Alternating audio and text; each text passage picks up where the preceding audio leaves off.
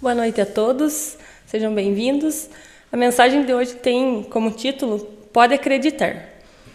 Falará você na bondade a todo instante, mas, se não for bom, isso será inútil para a sua felicidade. Sua mão escreverá belas páginas, atendendo à inspiração superior. No entanto, se você não estampar a beleza delas em seu espírito, não passará de estafeta sem inteligência. Lerá maravilhosos livros, com emoção e lágrimas. Todavia, se não aplicar o que você leu, será tão somente um péssimo registrador. Cultivará convicções sinceras, em matéria de fé. Entretanto, se essas convicções não servirem à sua renovação para o bem, sua mente estará resumida a um cabide de máximas religiosas. Sua capacidade de orientar disciplinará muita gente, melhorando personalidades. Contudo, se você não se disciplinar, a lei o defrontará com o mesmo rigor com que ela se utiliza de você para aprimorar os outros.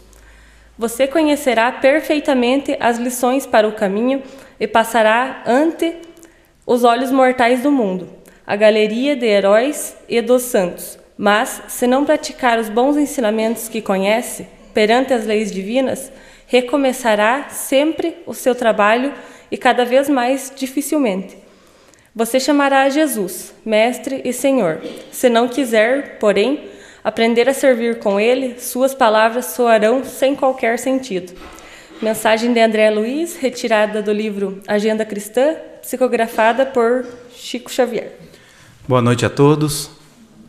Que a paz do nosso Mestre Jesus esteja conosco, que possamos estar concentrados, que possamos elevar o nosso pensamento, para que os anjos da guarda de cada um de nós, os trabalhadores dessa casa, tenham acesso ao nosso íntimo, trazendo exatamente aquilo que a gente necessita, aquilo que a gente precisa. O tema escolhido para a noite de hoje tem o título de Tentações. A gente vai estar falando um pouquinho sobre as tentações e explicando o que elas significam. Nem sempre, às vezes, a gente tem um entendimento, né, daquilo que se encontram nas orações, que toda vez que a gente reza o Pai Nosso, a gente fala para que Deus Pai nos livre das tentações, né?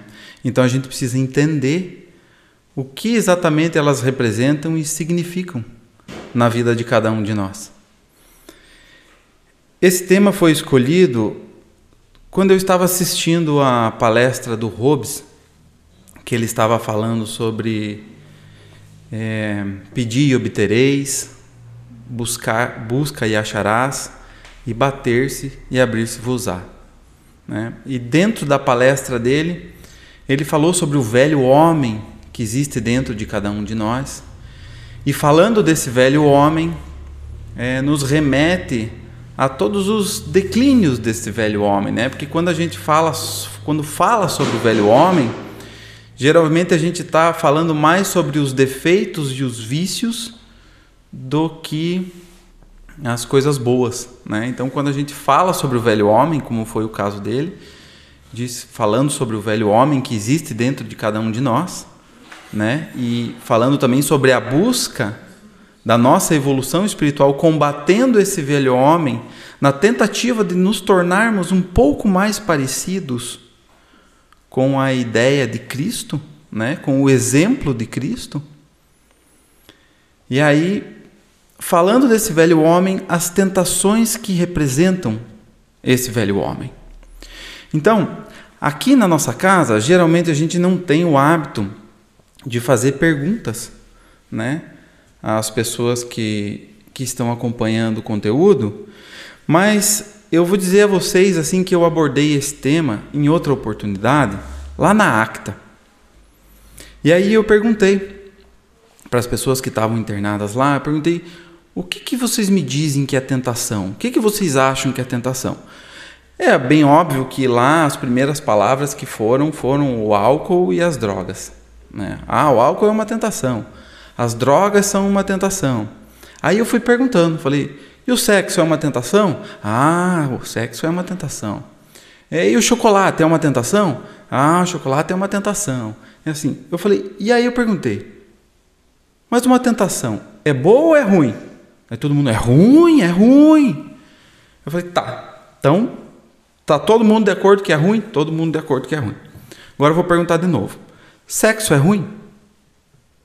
Aí todo mundo começou a dar risada. Eu falei, não, tem alguém aqui que acha ruim, levanta a mão e diz. Né? Chocolate é ruim? Né? E aí eu falei, vocês percebem que talvez não seja bem isso que representa a tentação? Né? E aí, se a gente for evoluindo o nosso pensamento, a gente vai descobrir que tentação, bem resumido, gente, mas bem resumido mesmo, é a vontade de uma recompensa imediata. É exatamente isso que é tentação. Então, assim, sexo é bom? Sexo é bom. Desde que tenha o consentimento das duas pessoas. Desde que seja uma hora apropriada. Agora, se não tem o consentimento das duas pessoas, se a pessoa não consegue se controlar na hora do trabalho, na hora que está exercendo outro tipo de atividade, onde aquele pensamento vai atrapalhar, ele passa a ser uma tentação. Mas por quê? Porque é uma necessidade de recompensa imediata. O álcool. Será que o álcool é uma tentação para a pessoa que bebe pouco, que bebe de vez em quando, né? Será que ele representa uma tentação para essa pessoa? Agora, para aquela pessoa que está cheio de problema em casa e precisa ir para casa para enfrentar esses problemas, mas ela decide toda tarde ir até o bar para beber alguma coisa e esquecer esses problemas sem enfrentá-los. O que ela está buscando? Ela está buscando uma recompensa, uma satisfação imediata, sem encarar os seus problemas e sem resolver. E isso faz o álcool ser uma tentação na vida dela. Mas não necessariamente o álcool, não necessariamente a droga. A droga, vou usar droga. Mas a minha realidade está tão difícil e eu não quero encará-la. Eu não quero fazer nada para que ela mude. Então, eu vou fugir da minha realidade. Eu vou para uma outra realidade. Né? Eu vou buscar os entorpecentes através da euforia, para buscar a euforia, ou para buscar a calmaria, ou para buscar qualquer coisa, mas distante da minha realidade, que faz eu me tornar uma pessoa de que eu não sou. Por quê? Porque é uma necessidade de uma recompensa imediata. Então, quando a gente está rezando o Pai Nosso, lá que a gente fala, mas livra das tentações, é isso que a gente está pedindo para Deus. É isso que a gente está pedindo. Olha, Deus, me dá a resiliência, me dá a paciência, me dá a força, a coragem de eu não buscar uma falsa recompensa. E aí, quando a gente compreende melhor esse tema da tentação, a gente pode discorrer sobre uma avaliação das nossas vidas, das nossas N vidas, e nós já vamos chegar lá. Porque a religiosidade muitas vezes nos traz que tentação é como se fosse um anjinho do bem aqui, um anjinho do mal aqui, disputando a atenção da gente, como se fosse uma campanha política, não é verdade? Assim, aqui tem o bem, aqui tem o mal. Para que lado que você vai? Ou você é do bem, ou você é do mal. Né? E a gente entende como se as tentações fossem isso. Que bom se fosse tão simples assim. Era só olhar para o lado do bem e rumo. Não é verdade? E como diz aquele ditado, né? O bem que a gente quer fazer, a gente nunca faz. Mas o mal que não queremos, estamos sempre fazendo. E por que isso acontece? Todo mundo que está aqui, que saiu de casa numa noite chuvosa, de segunda-feira, né? Estava tão bom tomar uma sopa, ficar em casa. E a gente veio aqui, eu tenho a certeza absoluta de que a gente entende que os ensinamentos do Cristo são o caminho, a verdade e a vida. Né? E por que é tão difícil a gente enveredar de vez para esse caminho? Né? Tudo isso tem explicação. Então, Chico Xavier dizia um ditado, uma historinha muito interessante sobre as tentações, sobre os nossos vícios. Ele dizia que as nossas tentações é como se a gente estivesse correndo de um cachorro gigante, desesperado, mas com uma vontade imensa que o cachorro nos alcance. E assim são os nossos defeitos. A gente sabe que faz mal, mas a gente deseja. Né? Assim como aquele que é desviado sexualmente, ele tem desejo. Então ele está fugindo do cachorro. Ele pode até saber que está errado, mas com uma vontade que o cachorro alcance. Né? Então, a gente tem que pensar nos nossos defeitos, nas nossas tentações, mas de uma forma mais leve, sem julgamento. Não é um discurso falso moralista. É sem julgamento, é sem culpa, mas é que é para que a gente possa compreender a gente de uma maneira melhor. Que é só entendendo aquilo que a gente sente, aquilo que a gente vive, tanto as boas inclinações quanto as más inclinações, que a gente tem a condição de melhorar. Então, é sem julgamento nenhum, sem culpa, para que ninguém se sinta culpado. Né? Como diz Paulo de Tarso, graças a Deus já somos o que somos. Nós somos a melhor versão que existe de nós mesmos. A lei do progresso nos ensina que o espírito não retrocede. Então, a melhor versão do Tiago que existe é essa. É ruim? É ruim, mas é a melhor que tem. Daqui para trás, só assim, ó. Então, essa é a melhor versão de cada um de nós. Então, faz todo sentido o ditado de Paulo de Tarso. Graças a Deus já somos o que somos. Porque carregamos um monte de experiências. Carregamos experiências vitoriosas. Carregamos derrotas. Carregamos, enfim, um emaranhado de sentimentos de amor, traição, medos, culpas. Mas tudo isso construiu o ser que somos hoje. Tudo isso faz com que estejamos aqui, de pé. Tudo isso faz parte da construção dos nossos valores, do nosso entendimento, da nossa conduta. Tudo isso explica, muitas vezes, as nossas más condutas. E dizendo isso, eu não quero passar pano para ninguém. Dizendo, coitadinho, tá certo assim. Não. Mas é para que ninguém se sinta menosprezado, ou como se fosse uma pessoa ruim, ou como se uma pessoa que não consegue vencer as suas más inclinações e estivesse fadada à falência. Pode ser difícil mais para alguns do que para outros? Sim. Depende de quantas vezes você caiu. Depende de quantas vezes essa má inclinação derrubou você. Então, vocês já imaginaram uma pessoa que reencarnou 20 vezes no poder? E aí ela precisa, por vontade dela, vir para uma reencarnação e se abster do poder? Mas ela tem, 2000 anos vivendo no poder. Já imaginou para uma pessoa que faz 30 encarnações reencarnando no corpo de um homem e de repente ela nasce num corpo de mulher? Será que é assim que as coisas se encaixam? Eu não estou dizendo que não existe reencarnação errada. Ninguém reencarna no corpo errado, né? Mas eu estou dizendo que a gente precisa compreender como as coisas funcionam e como as coisas acontecem, né? Se eu me sinto mulher num corpo de homem, pode ser fruto das minhas N encarnações daqui para trás. Simples assim. Né? Assim como aquele que reencarna na miséria, um dia vai reencarnar na abastança, aquele que abastado vai reencarnar na miséria, e assim por diante. E assim por diante. Né? Então, a gente tem que entender que toda essa construção faz parte de cada um de nós. Né? E os espíritos angélicos, os top, vamos dizer assim.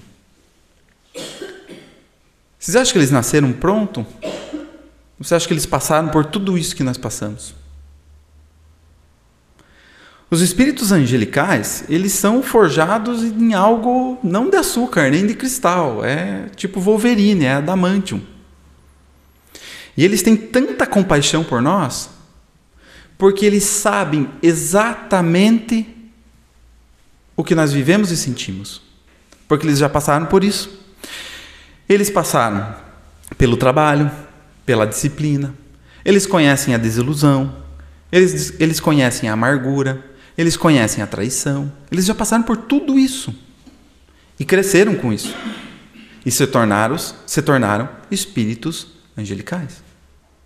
Então esse é o motivo de tanta compaixão. Porque não é um olhar de reprovação. É um olhar de acolhimento, de entendimento. É um olhar de quem já fez essa tarefa, de quem já passou por essa prova, né?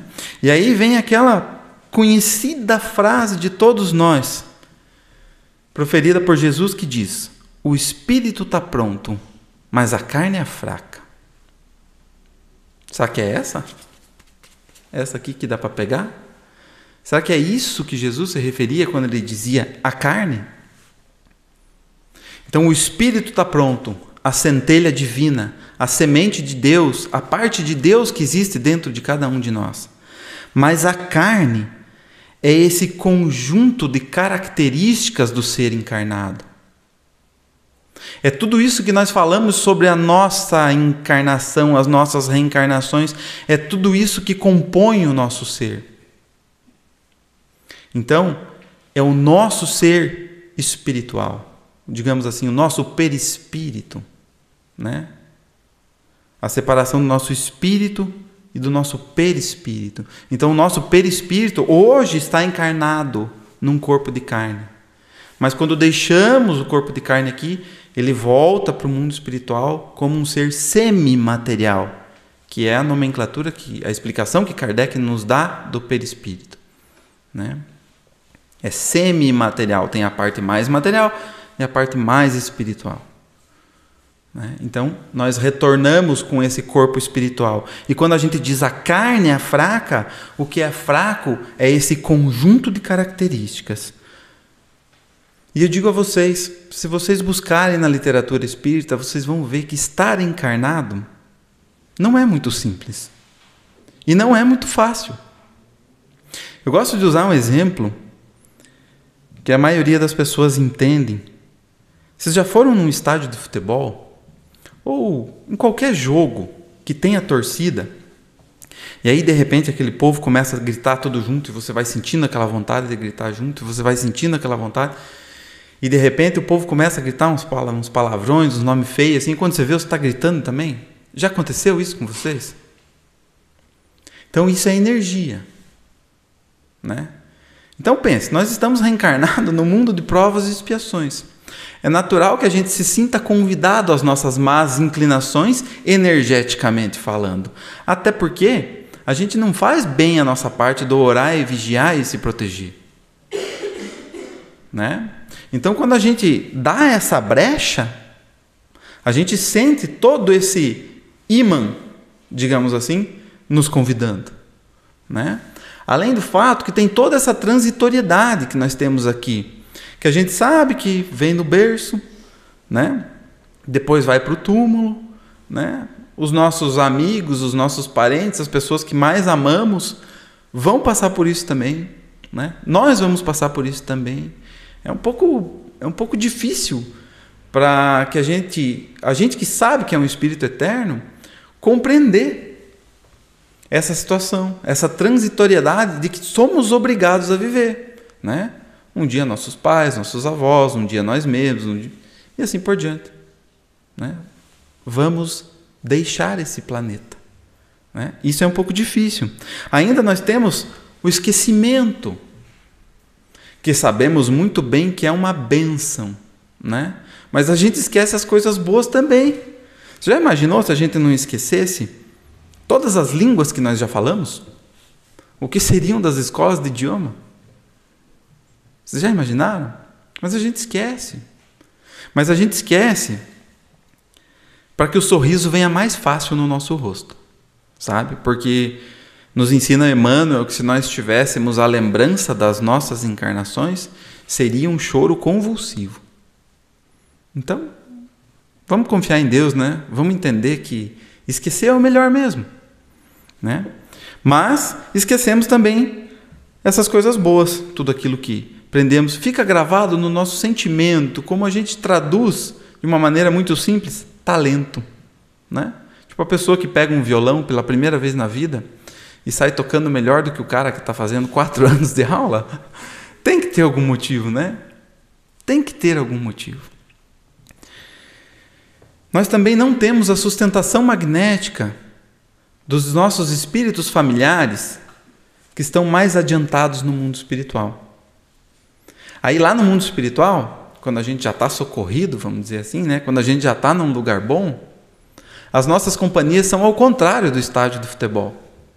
As nossas companhias nos levam a ser melhor, né? Porque lá não é um mundo de provas e expiações, né? Quem sabe a gente vai para uma colônia que já está em regeneração. Quem sabe, né? Quem sabe? Então, esse conjunto de vulnerabilidades que a gente considera a carne. E aí entra os mecanismos de tentação. E eu vou dizer uma coisa para vocês. Se vocês pararem para pensar e não identificarem nenhuma tentação que vocês vivem, provavelmente vocês já caíram nela. Provavelmente ela já faz parte da vida de vocês como natural. Porque todos nós temos tentações e vícios. A não ser que tenha algum ser angelical aqui nos escutando, e aí eu peço desculpa e ainda peço que ore por nós, que temos as tentações. Mas, geralmente, comumente, na maioria de todos nós somos seres que têm, se não 1, 2, 3, muitas tentações. Então, viver a tentação é natural. E agora eu vou fazer um resuminho assim para que a gente possa entender mais ou menos. Conhecem as leis de Newton? Por exemplo, vamos imaginar que um carro está andando a 100 km por hora. Aí de repente ele freia para 20. A gente sente a inércia do movimento anterior, não é verdade?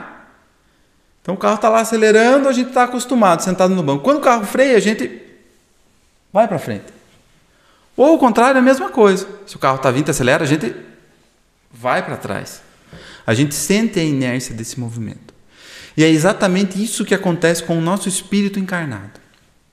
Aquele velho homem que o Hobbes falou na palestra dela, grita para que a gente volte.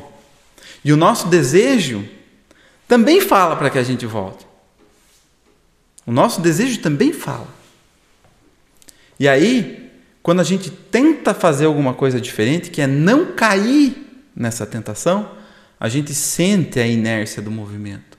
Às vezes puxando para frente, às vezes puxando para trás.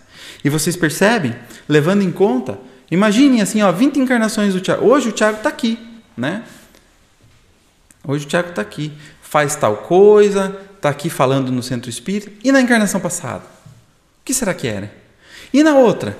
E quem será que era o pai do Tiago? E quais foram os traumas que o Tiago sofreu? E quais foram as alegrias? Quem foram os amores do Tiago?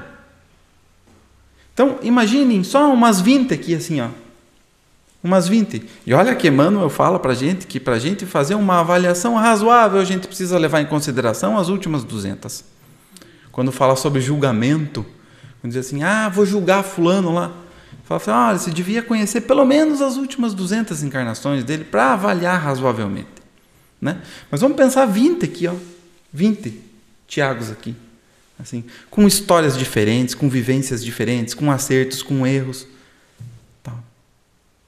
Percebem essa inércia puxando para frente, puxando para trás? E eu tentando mudar, tentando melhorar e nem sempre consigo. Percebem porque o bem que queremos fazer nem sempre fazemos e o mal que não queremos estamos sempre fazendo? É um conjunto de N vidas de N encarnações, muitas vezes cometendo o mesmo erro, caindo, perdendo a encarnação pelo mesmo problema. Percebe que não é assim tão simples? A compreensão é simples. Mas, voltando lá na palestra do Hobbes, precisa o buscar e achareis. E eu lembro que ele usou de exemplo uma pessoa estudando para um vestibular de medicina. Que quanto mais essa pessoa estudar, mais merecimento ela vai ter. E assim serve para todos nós. Quanto mais a gente buscar, quanto mais a gente tentar, mais merecimento teremos. E aí, só para encerrar, a gente sempre fala uma frase aqui, que a gente é aquilo que sente e aquilo que pensa.